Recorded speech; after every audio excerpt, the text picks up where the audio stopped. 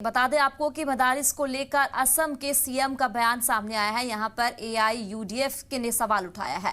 Party के सदर MLA Karimuddin ने कहा कि यहां रियासत के सीएम ने हलफ लेने के बावजूद मस्जिद और मदरसों को टारगेट कर रहे हैं।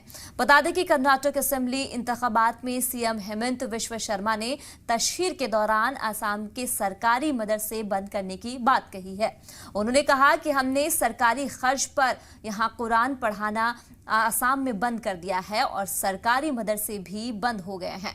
अब इस मौके पर उन्होंने यहां तक कहा है कि आने वाले दिनों में और भी मदरसे बंद किए जाएंगे।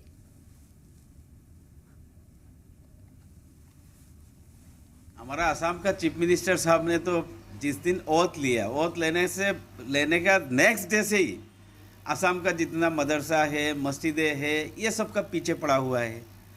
इनका डेवलपमेंट के लिए जितना सोचता है, इससे ज़्यादा तोड़ने के लिए सोचता है।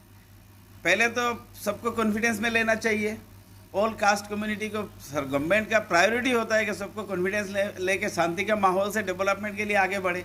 कमिटमेंट करता है डेवलपमेंट का और मदरसा तोड़ने का प्रैक्टिकली एक्सरसाइज करता है। ऑलरेडी 3 मदरसा तोड़ दिया बुलडोजर लगा के। हम लोग जाके सामने खड़ा था। Law and order situation of point of view से पीछे हटा है। अभी इन्होंने कोशिश कर रहा है और भी मदरसा बंद करने के लिए, तोड़ने के लिए। ये कभी होने नहीं देंगे, ये कभी होने नहीं देंगे। मौलाना बदरुद्दीन अजमल साहब जितना दिन जिंदा है असम में, ये कामयाब नहीं होने देंगे। इन्होंने गवर्नमेंट मदरसा बंद किया, गवर्नमेंट का इख्तियार था, लेकिन प्राइवेट मदरसा में हाथ देने का कोई सोच भी नहीं सकता है, और सोचेंगे तो इसका परिणाम अच्छा नहीं होगा।